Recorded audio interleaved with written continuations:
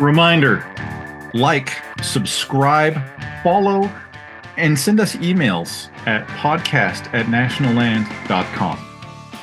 Welcome to episode number 113 for the National Land Realty Podcast, where we discuss all things land. Our goal here is to inform, educate, and entertain those of you who own land or are interested in the buying and selling of land throughout the United States. My name is Mac Christian, and I'm the Chief Marketing Officer for National Land Realty, and I'll be your host for this episode. Now, Kentucky land real estate agent Grace Jenkins holds degrees in agricultural economics and business administration.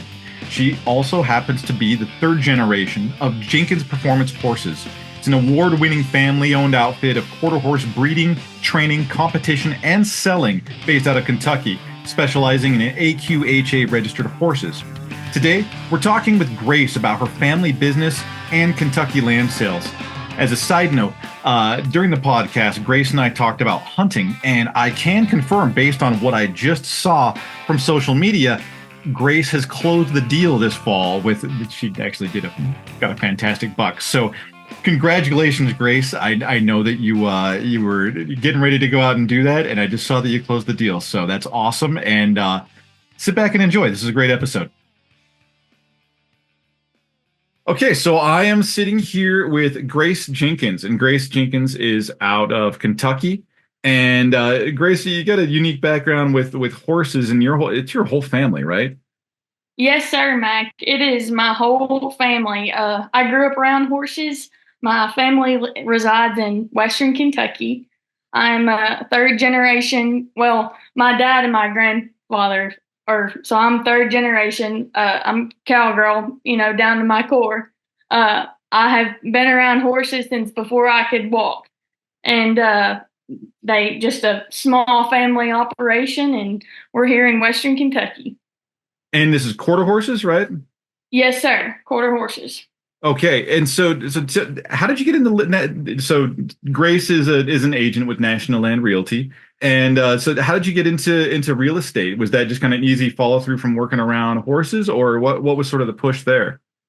Well, Mac, I was watching Buck Ventures one day. Oh no, that's one of our partners. There we go. Yeah, I was watching Buck Ventures, and it said National Land, and it was like, want to be an agent or something like that. And I thought, well, heck, I'll just put my resume in there. And, I didn't really think much of it, much less didn't really know if anybody would get back to me or not. And I mean, within a day, Lauren called me, and I was like, whoa, and she was like, well, I'm going to give you Craig's number and he'll call you. And before I knew it, about a week later, I was sitting in real estate classes. So I was on board pretty quick.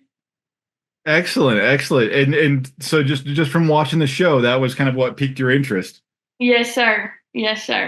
And I always tell people National Land chose me, a young person fresh out of college, and they decided to put some trust in me. So I'm forever grateful to National Land for that, for sure.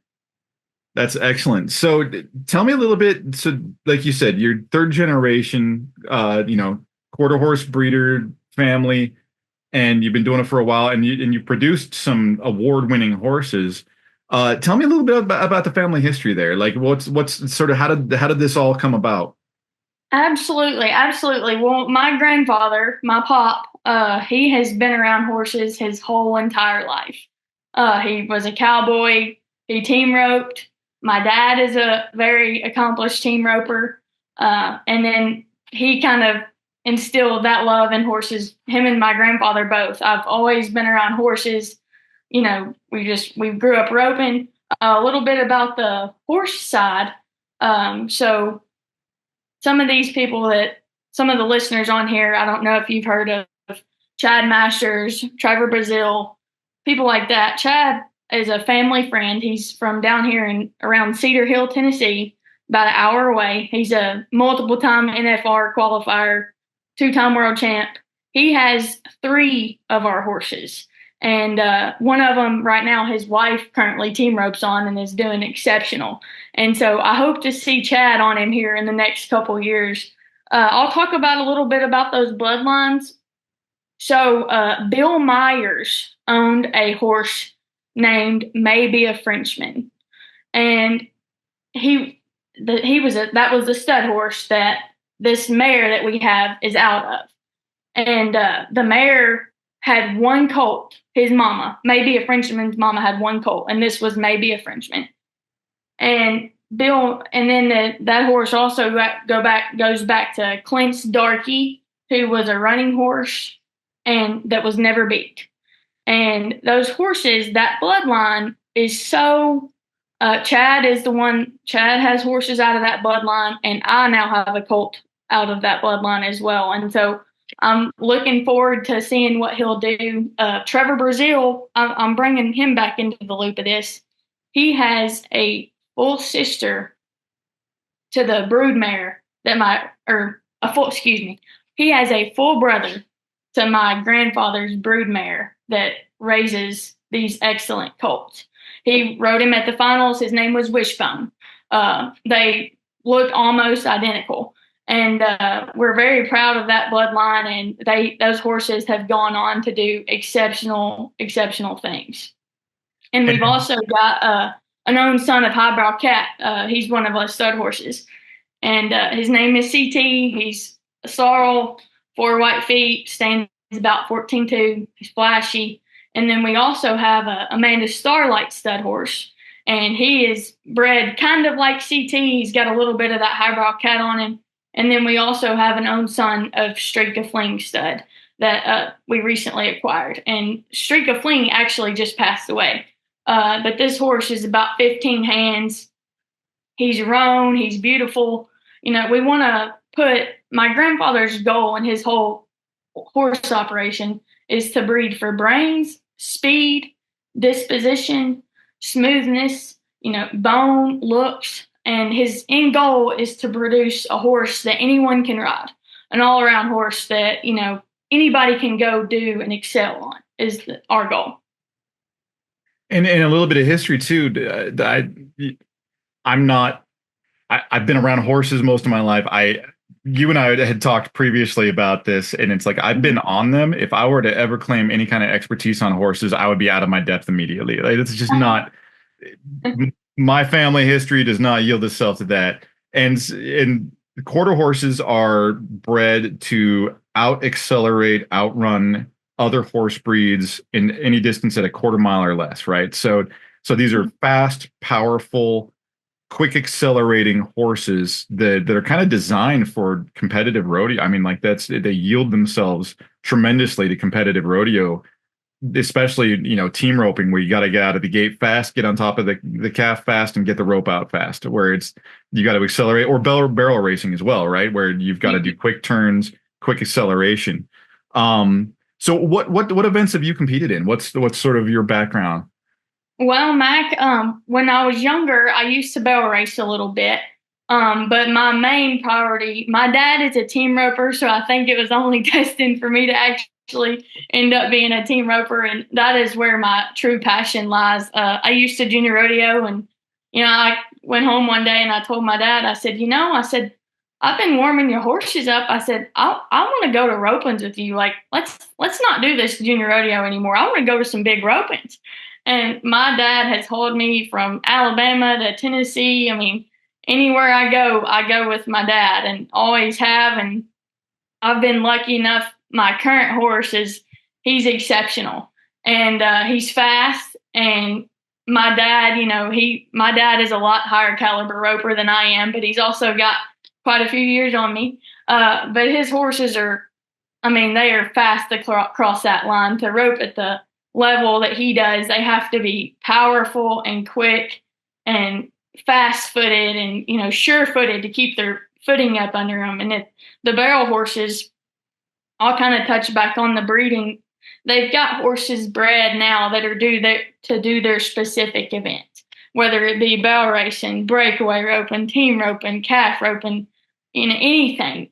Even the bucking horses and the saddle broncs, they are bred to do what they do now. And team roping horses, they need to be quick and fast. And because whenever you throw your rope, those people that rope at the finals will launch it over the head chute. And you can imagine how fast that horse has to be going, and which their arms are swinging too, it's just so much power. But so that's what we try to breed for, and it kind of all just turns back around, and it's just a big cycle. So when we're talking about you discussed a lot of the traits of the horses that your family has bred for, and sort of some of the things that you look for. And so that's a question, and I guess, quick and fast kind of goes without saying, but are there certain, I guess, temperaments that yield themselves to like what makes a truly great horse when it comes down to quarter horses? And we'll go down and keep in your specialty area with roping. What do you look for? Are there temperament things, or is it mostly the physicality? Oh, absolutely, temperament, Mac. Well, we want to have a horse that likes people, for one. You don't want a horse that's gonna kick you or be ill, or they've got to be you want them to have a good disposition and to like people. And if they like you, they'll try harder for you. And we like cowiness. It's a term that people that rope use. It's another word for saying they really are gritty and pin their ears when they go to cow. Like they're real cowy and they want to get them. And they'll pin them ears and they'll go to them, and they're just super gritty. That makes sense, because I was curious about that as far as the temperament goes, like, because you obviously want friendly towards people, but I didn't know if that would be sort of a docile kind of attitude, kind of, the horse version of sit on the couch and watch a TV show, or, like, Right. but it seems like you would want sort of an aggressive personality, but there's a mix of that between, like, if it's too aggressive, then you have a you have a bucker, right? You're like, throw that thing Oh out yeah. to bareback or whatever. But I just didn't know if there was an aggressiveness that you look for in the attitude for like, barrel racing or roping that would be similar, or if you want them kind of gentle. And I didn't know if there was a mix between that, like a gentle horse that gets after it aggressively. Oh yeah, I'll give you an example, a couple of examples. Barrel horses are very high strung. A lot of them are running bred crossed with thoroughbreds, or they're just quarter horse running bred, and they are bred to run, and that's what they want to do. My horse that I actually rope on, he's not so much cow bred, and he's very fast, but cow sense does not come natural to him. I've kind of had to train that into him where he'll naturally rate, like when you're going to the cow, where they'll kind of back off a little bit when you deliver your rope. And for example, also my dad's horse, who is he's phenomenal. He's black and he's fast. Like those big, stout, powerful horses. The other day I was at the roping pen and I watched my little cousin, he's learning how to rope. He got on my dad's horse and was roping steers out of the box on him. And I was like, wow, I was just amazed. I was like, that horse that can go from my dad, who is a number six header, to a little boy, he can tune it. Like, they know how to tune it down. And that amazes me about them. They're exceptional animals. And I was just impressed. I was like, wow, this little boy is roping on him and he's not coming out of there 9-0, ready to blow down that steer. And he was doing great for that little boy. So I guess that's kind of temperaments you look for, and not so much like just a gentleness, we don't want them to be pets, but we want them to be just like humans, I guess. So you were just talking about training cowiness into your horse. How do you go about that? What's the process to getting a horse more, I guess, aggressive minded towards getting after the task at hand? Mm-hmm. Well, I went to college for a few years, and I didn't get to put in as much time on him as I would have liked. And when I got back, I remember he wasn't wanting to rate. He was just kind of wanting to run over the steer. And because he was wanting to run. And I was like, hold on, we're going to have to turn it back. So I swapped bits on him, and it got a little bit more bit in his mouth. And he learned, whenever I get to the steer, like if he backs off, I'll throw my rope. And when I get there, he doesn't have to run so much, like once he gets there.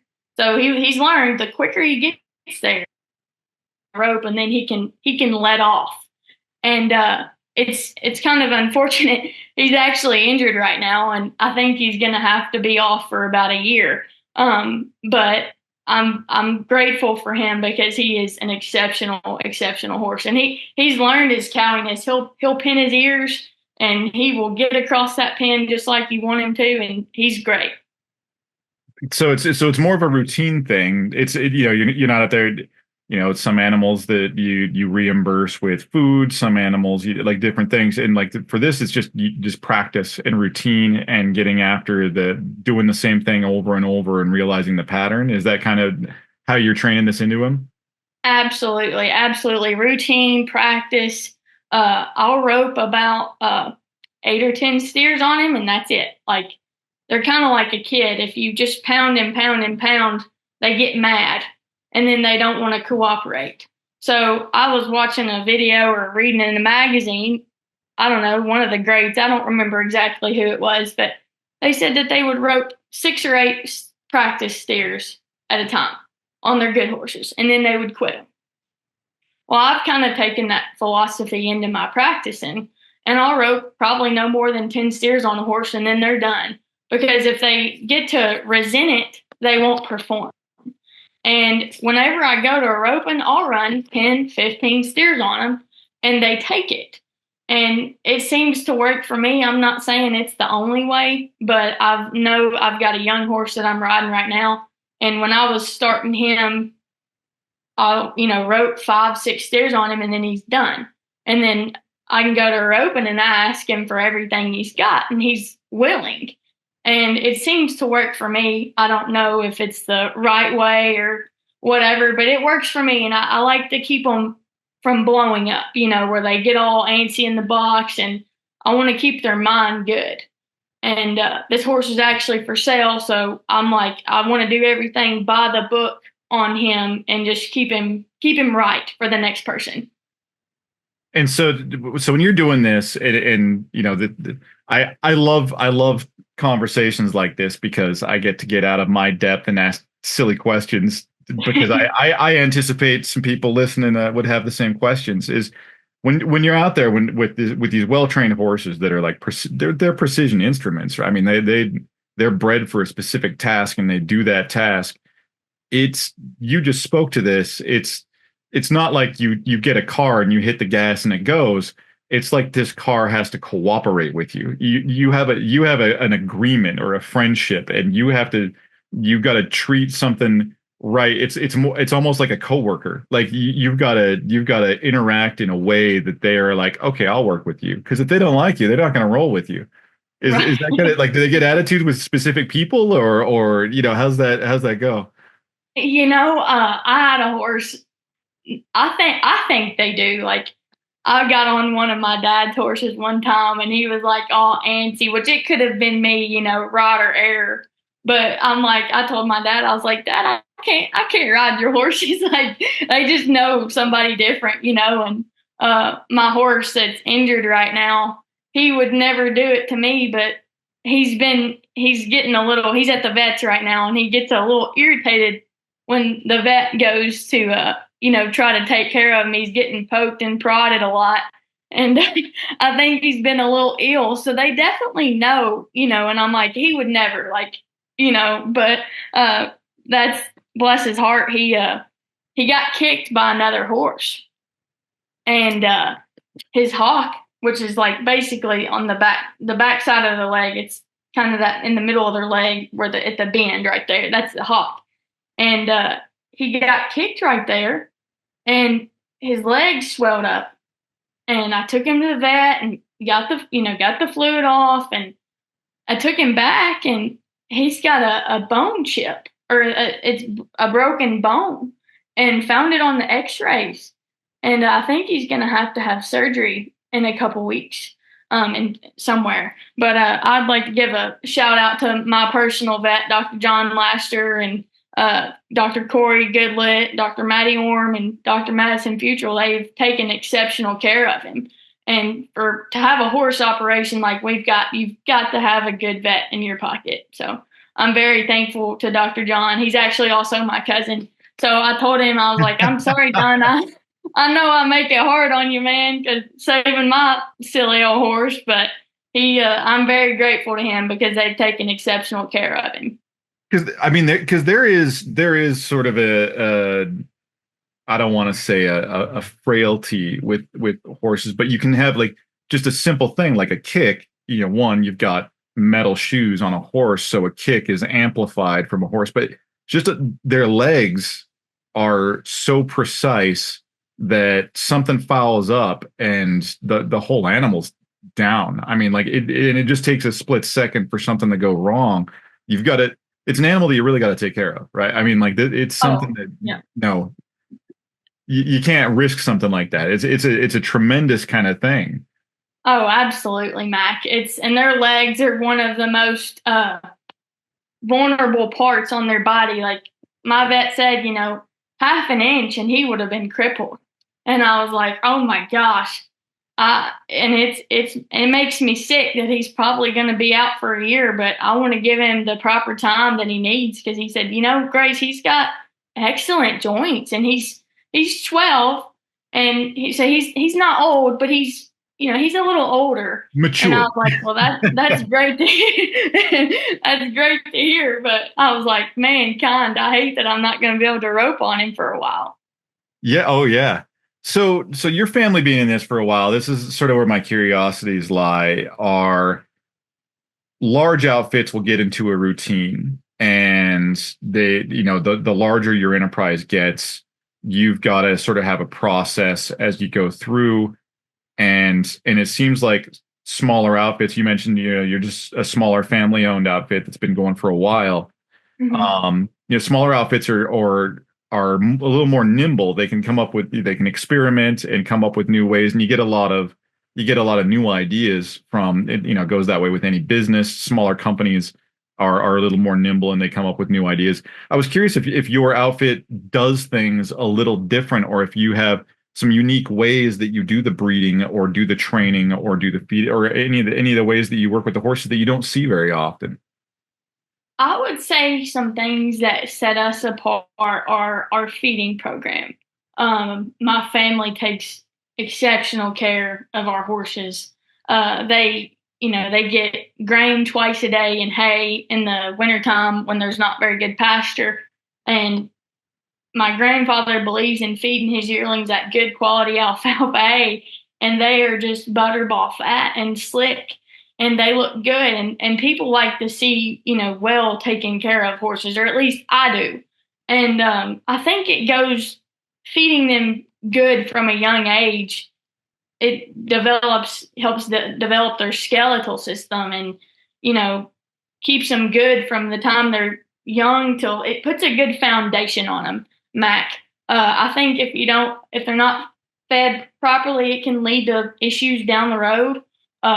Joint issues and stuff like that. I really truly believe that nutrition plays a vital part in a horse for the rest of their life. So tell me a little bit about that, because you talked about this before. About you said your grandfather had a thing with alfalfa, and Mm-hmm. and really focused on it. Like, tell me a little bit, because it's really interesting the way that you're going into that. And to your point, yeah, it's like, you feed your kids well, they grow up big and strong. And it's going to be the same thing with horses or anything else. What sort of feeding programs are there? And I don't want to dig into any, like, family specifics that you want to keep under wraps for other people, but No, it's no secret, Mac. So the deal is there's a local grain supply called I'll throw them out there. Electrical Feeds, your feed mill local that you have locally. feed mill. Yes, sir. Now you're talking And the language I know. My family had a feed mill for 100 years, and I can speak that's this language. cool. That's awesome. Yeah, and they are great and top notch service. My dad developed this, or he told him he developed this mix basically, and it's got biotin in it and minerals and stuff like that. All of our horses get one scoop of grain, like full good scoop, twice a day.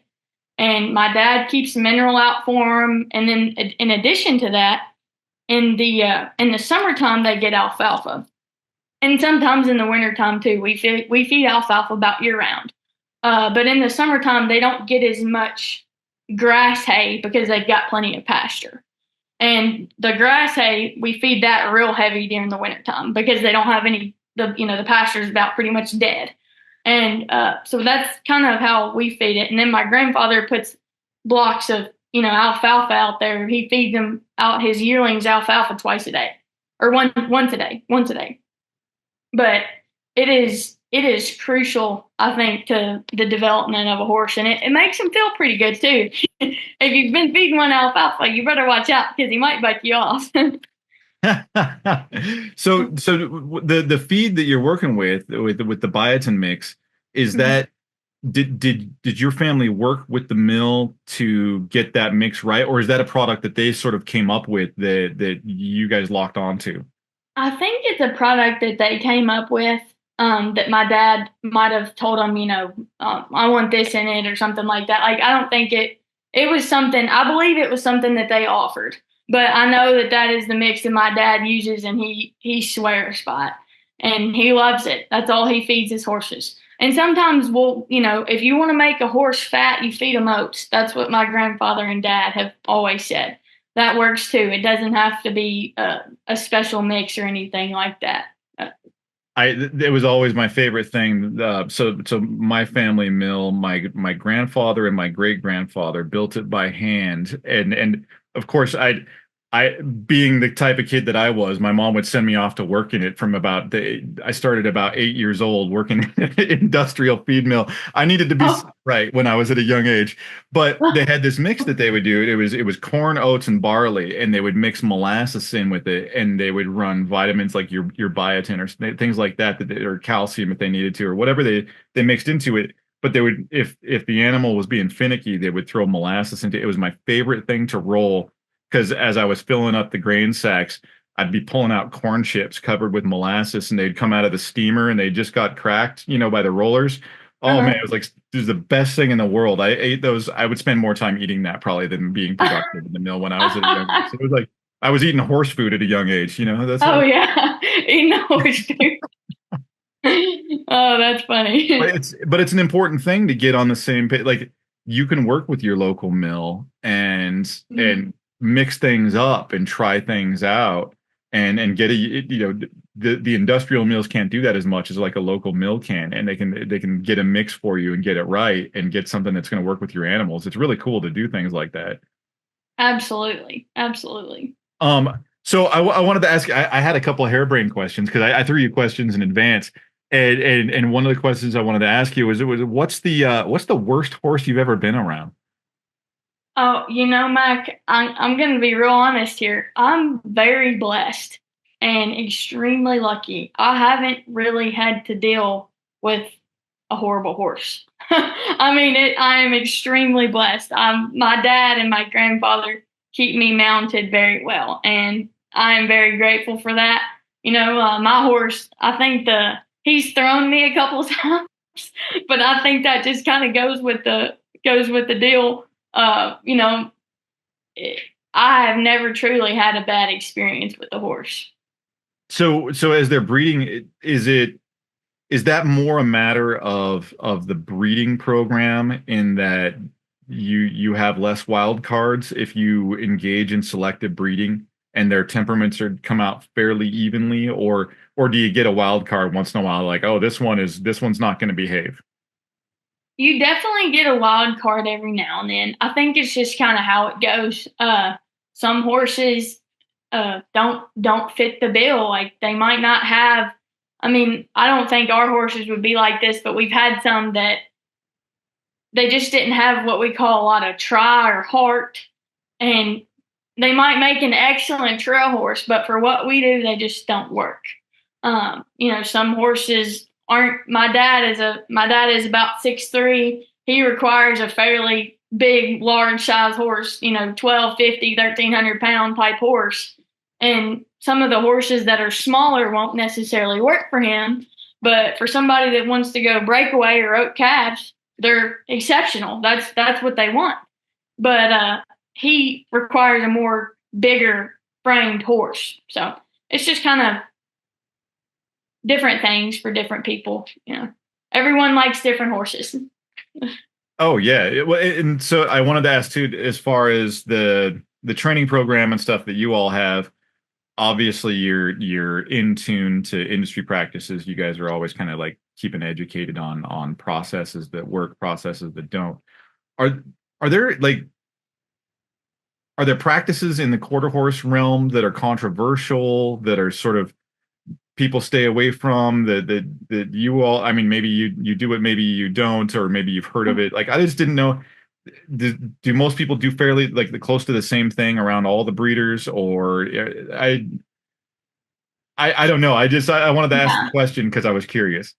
It normally depends. I asked my vet about this, what he thought, because he sees horses all the time. And he said an issue, that I think other issues as well, breeding winners that have known abnormalities. Uh, there's other diseases that they can get that people may or may not know about. These can navicular disease, lesions in the hocks, kissing spine. It's where the little bones projections on the top of the vertebrae they touch or overlap, and I guess it just kind of pinches them. And if you have a horse that has that, they will buck or not perform. Most of the time, they will buck because the saddle on top of their back will pinch them, or it does something they don't like it, and that can be fixed by surgery. But I think that can good breeding can avoid that. So there So are some cases where it's like somebody has a good horse, but there's a known flaw and they'll breed it anyways. And then you get a bloodline out there that has a flaw that you've got performance, but you're engaging in like a risk reward behavior where you're breeding it anyways. And mhm. there could be basically a genetic thing that could be an abnormality that could affect the horse. Is that what I'm hearing? Right, yes. And I truly believe that sometimes people, known or unknown, people will do it unknowingly. And then you've got to kind of figure out where, horses are like cows. We've had some mares that we've had to get rid of. But just different things. We've came across horses that we've bought. Not I've had some. I know we've had some that we've bought that have had that navicular, and they're basically they have to have corrective shoeing, and there's measures that you can take to help it, but it can be best combated by good breeding and making sure that a horse has a good foot on them and stuff like that. Wanted to ask you, you worked around, I mean, horses have been in your life, your whole life. Uh, so working with land and working with land sales, it's sort of something that works well with it. And I mean, gives you a lot of expertise in the area of land as it revolves around horses. I wanted to ask you sort of, in your opinion is going to be specific to your area because every area is different. But in your area, what's sort of your the ideal sort of setup that you want when you're considering, like, let's say somebody's moving to Kentucky, or this could work anywhere really, but what do you want if you're setting up for a horse outfit as far as land goes? Well, first things first, you want to make sure it's properly fenced. You want to check your fences, make sure there's no gaps, no ideal woven wire. Some people use barbed wire. We use woven wire. Make sure that thing is properly fenced. My family does not believe in using hot wire. If it works for you, that's great. But we don't use hot wire. But some people that's what's available to them, so that's what they use. I would almost call it kind of like a hunting property. You want it turnkey. People want it where they can just go and take their horses if that's something they're going to buy. Barns if desirable. Make sure there's plenty of pasture for them. Some people, don't have pasture or don't have a way to get it. And I think as long as you don't have to have them on pasture, but as long as you can feed them hay of some kind, horses are grazing animals, they need to have something that's kind of like grass. But pasture is desirable. So, What's your opinion? Because I this one varies. So what's your opinion on how many acres do you want per horse?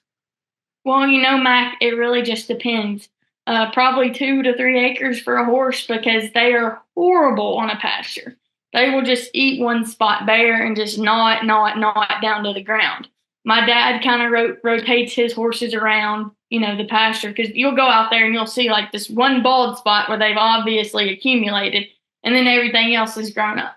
They're not like cows. They're very hard on pasture. So it's crucial to make sure you've got plenty, and we'll just kind of move them around and stuff.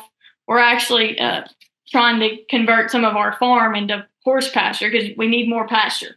So you gotta have if you're gonna have a lot of horses, you gotta have a lot of pasture.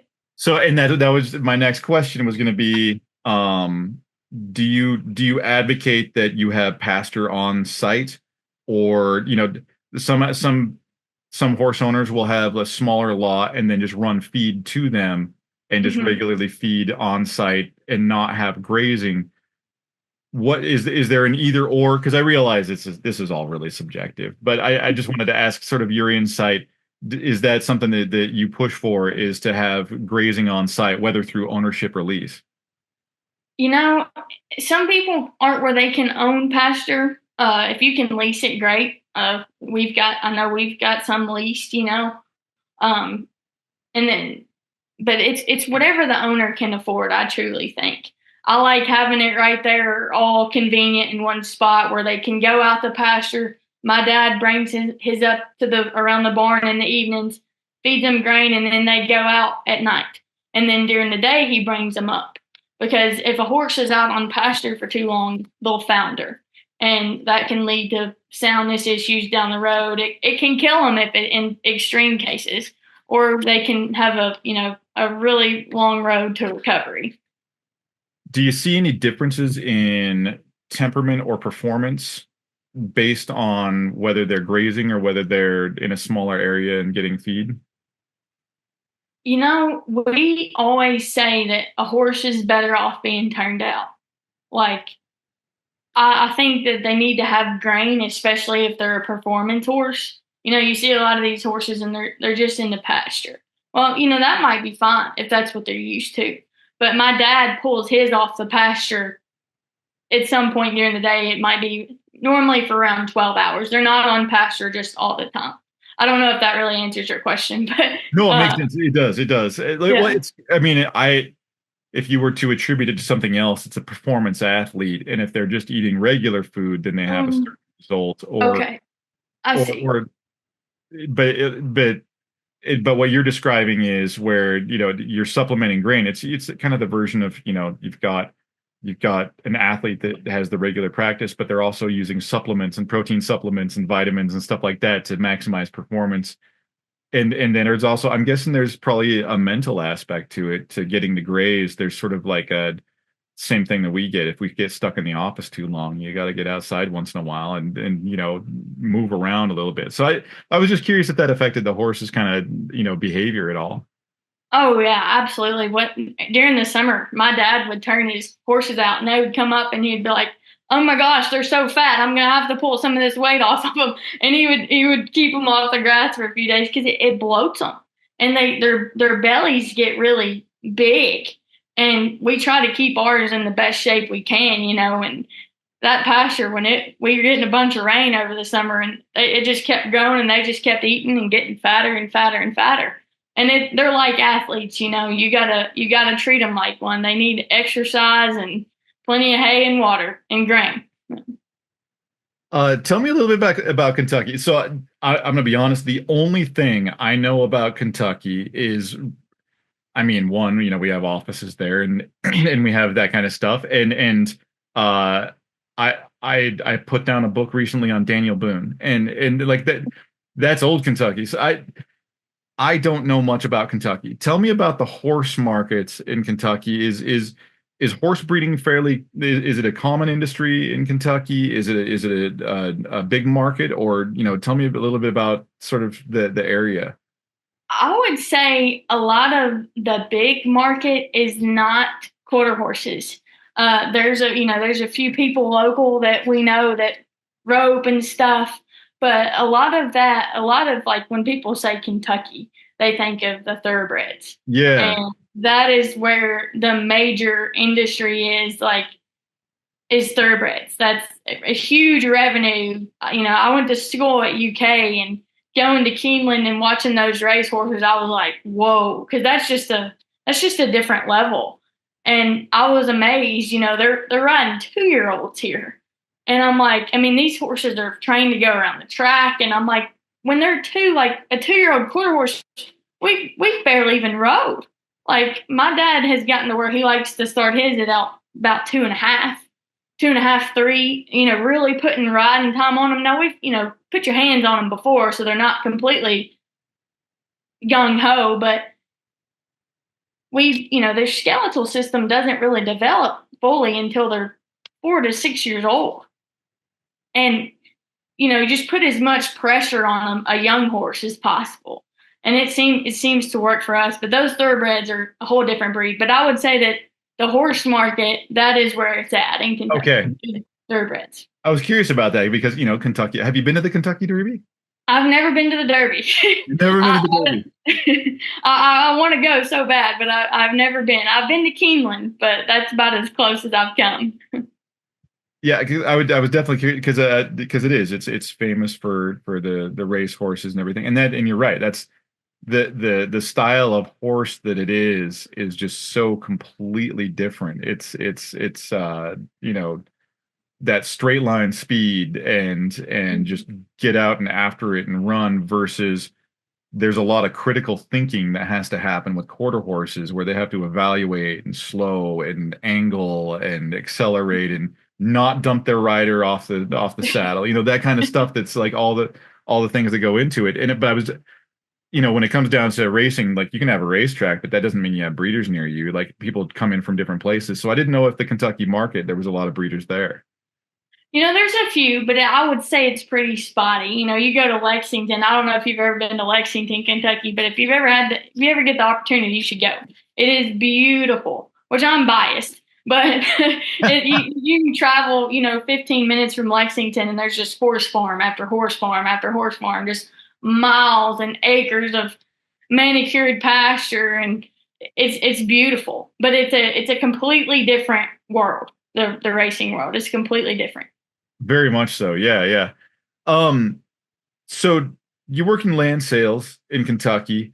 Give me some overhead sort of insight on sort of, the market there, and the markets are fluctuating right now. Interest rates have changed and things like that. But some kind of rough overhead views on what you're seeing in the land markets in Kentucky. Is it moving? Is inventory high or low? Like, are a lot of people selling, or are people kind of holding off right now? Well, I'll tell you, Mike, it seems I'm a young agent, and so it's pretty tough right now. But farmland around here is going for $15,000 to $20,000 an acre, easy. I've seen rough ground. There was an auction a couple weeks ago, and it was between $4,000 and $5,000 for just rough cut over timber that's you can't raise oats on. It's so rough, and it went for 4,000 or 5,000. And pasture is, between 6, 7. Sometimes it goes higher, just kind of depending on the certain area you're in. But farmland is $15,000 to $20,000 an acre, easy. And that's held strong for like the last 2 years, 3 years almost. The prices started really just thumping up. I mean, that whole COVID era where prices shot through the ceiling, they've maintained a pretty high value per acre. But do you see any kind of slowdown with, I realize the election cycle is coming up. Some people spook when it comes down to election cycle. Has sales, you mentioned it's tough getting the listings right now because, and I'm guessing that's low inventory. Everybody's fighting over the same listings. Yes, absolutely. It's people aren't wanting to, they're holding on to what they've got, I think, because of the election. And I hope that it turns loose, or I learn to do something better. I'm like, man, I'm just trying to get a listing. But it's tough. But there's still a lot of sales going on right now. I think people are constantly buying and selling. Oh, yes. It's just sometimes the market is high and sometimes it's low. What's your range of market? What's the counties that you work in Kentucky? I work Christian, Todd. Let me think about this for a second. Caldwell, and let me think. There's one more. Mostly just Christian, Todd, and Caldwell counties. I'm from Hopkinsville, which is a fairly good area, or fairly large area. It's one of the bigger counties in Kentucky. So I've got my work cut out for me right now. But Christian, Todd, and Caldwell are kind of the ones that I'm focusing on right now. Gotcha. Okay. So side questions. If you are someone who is looking to purchase a quarter horse, what are some of the things that you want to look for? I would say disposition. Is this like for me personally, or I think that's the better way to look at it. You're gonna have your own way of doing things. So I'm curious. Yeah. Well, first of all, disposition, how they fit me, like personal preference, like something that I ride somebody else might not like. And, everyone has disposition, speed, ability, just, how quick footed are they? How do they move? How do they travel? Sometimes, you'll get on a horse and they'll be so dang choppy, it hurts my back. So I'm like, I got to get a smoother horse, man. Like my dad's horses, they just ride different. And I'm like, I've got to get something that travels a little smoother and, good bone structure, short cannon bone, just straight legs and just made right.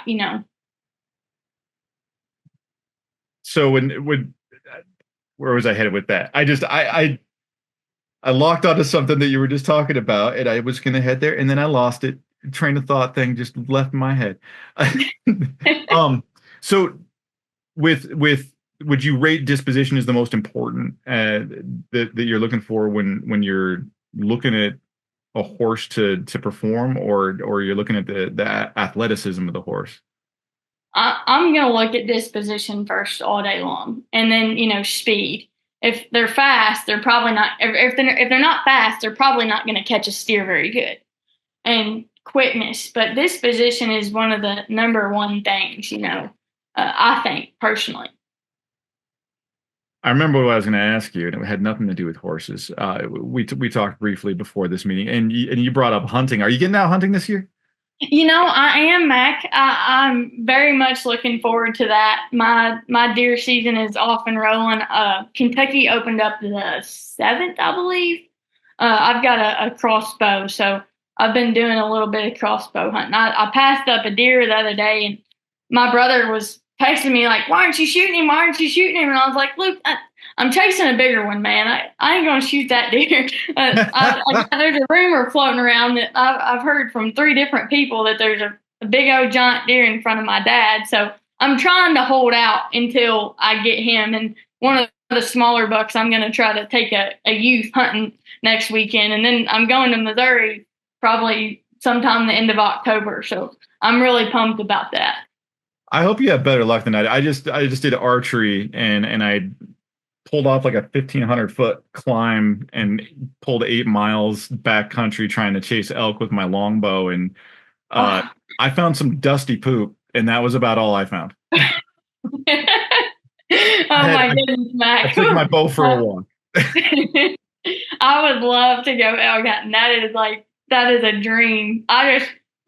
All them miles, I don't know if I could do it. I'd have to start preparation 6 months in advance. You get your legs going, that's for sure. They're doing elk hunting in Kentucky now.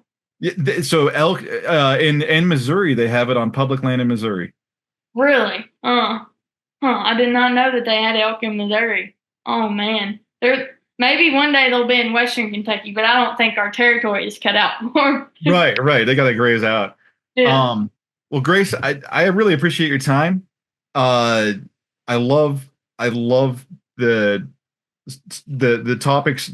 Getting somebody on here that is as familiar with horses as you are in your family it's very, very cool. For those out there that are curious and are looking at land in Kentucky, tell them how they can reach you. And we already talked about your county, so just tell them how they can reach you. Oh, absolutely. They can go to my agent bio and call my personal cell phone. Mac, I'll send you my grandfather's business card if anyone's interested in buying a horse. Perfect. Please there we go. We've got them. We've got them across all ages. We've got weanlings, we've got 2-year-olds, we've got 3-year-olds, we've got horses that are completely finished. Anything you want, we've got. We got mares that are bred. Some of them are going to be bred to that own son of Streak of Fling. So if you want you a barrel horse or something like that, feel free to reach out, or by email is fine. Facebook. I've got Instagram too, and feel free to contact me anytime. I will throw the links into the show notes. So Grace, thank you so much. Absolutely, Mac. It's been fun. Maybe if I kill a big deer this year, we can jump on another podcast. I better see pictures. Absolutely. Well, thank you for taking time to talk, Mac. I sure appreciate it, sir. Likewise. Take care. Yep, see it. This concludes episode number 113 for the National Land Realty Podcast, discussing quarter horses and Kentucky land sales with Grace Jenkins. You can learn more about land ownership and the buying and selling of land at nationalland.com.